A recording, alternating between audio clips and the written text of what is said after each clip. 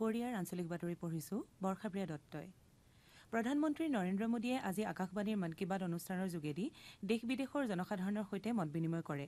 আকাশবাণীৰ জৰিয়তে সম্প্ৰচাৰিত মন কী বাতৰ 114 সংখ্যক খণ্ডত শ্ৰীমোদীয়ে মেক ইন ইণ্ডিয়াৰ পদক্ষেপৰ সফলতাৰ ওপৰত আলোকপাত কৰি কয় যে এই পদক্ষেপৰ বাবেই ভাৰত এখন উৎপাদন শক্তিৰ কেন্দ্ৰ হিচাপে পৰিগণিত হৈছে আৰু এই অভিযানৰ ফলস্বৰূপে দৰিদ্ৰ মধ্যবিত্ত শ্ৰেণী তথা ক্ষুদ্ৰ অতি ক্ষুদ্ৰ আৰু মজলীয়া ব্যৱসায়ীসকলেও নিজৰ প্ৰতিভা প্ৰদৰ্শনৰ সুযোগ লাভ কৰিছে।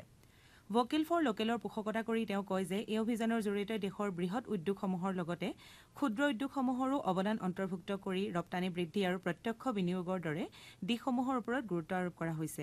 শ্ৰীমোদীয়ে লগতে আকাশবাণী দূৰদৰ্শন প্ৰচাৰ ভাৰতীৰ লগত জড়িত কৰ্মচাৰীসকলক ধন্যবাদ জ্ঞাপন কৰি কয় যে তেওঁলোকৰ নিৰন্তৰ প্ৰচেষ্টাৰ ফলস্বৰূপে মন কী বাত অনুষ্ঠানে আজি বিশ্বজুৰি সফলতা লাভ কৰিছে।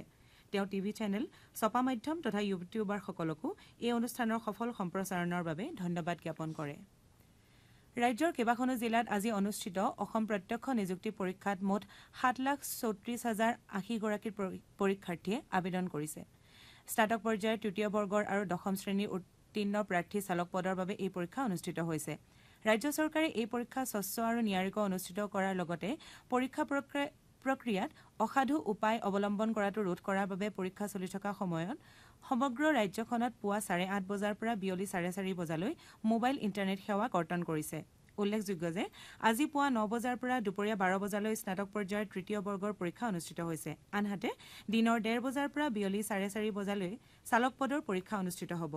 তৃতীয় বৰ্গৰ মুঠ 4,055টা পদৰ বাবে 5,29,989 গৰাকী প্ৰাৰ্থী আৰু চালক পদৰ বাবে মুঠ 818টা পদৰ পৰীক্ষাত 2,04,991 গৰাকী প্ৰাৰ্থীয়ে আবেদন জনাইছে।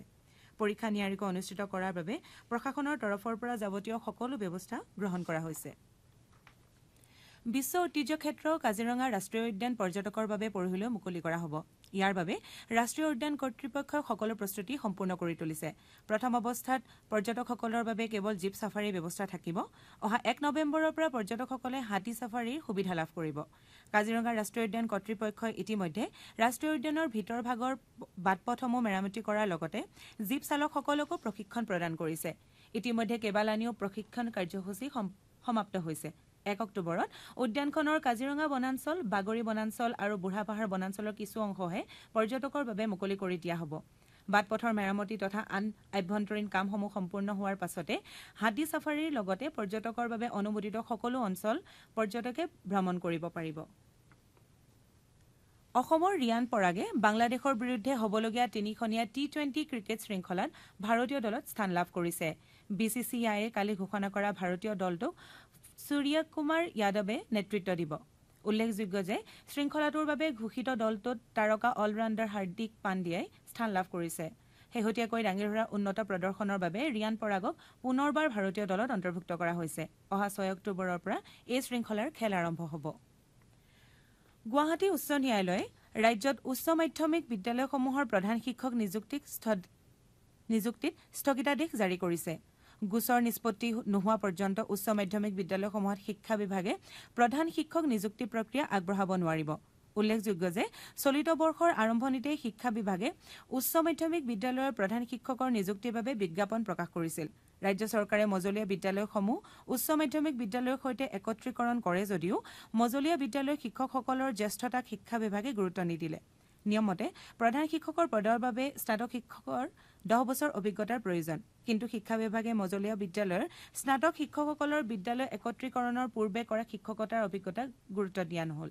সেয়ে এইসকল শিক্ষকে বিজ্ঞাপন অনুসৰি প্ৰধান শিক্ষক পদৰ বাবে আবেদন কৰিব পৰা নাছিল।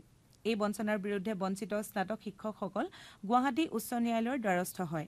দীৰ্ঘ শুনানিৰ অন্তত গুৱাহাটী উচ্চ ন্যায়ালয়ে সমগ্ৰ প্ৰক্ৰিয়াটোত স্থগিতাদেশ জাৰি কৰে।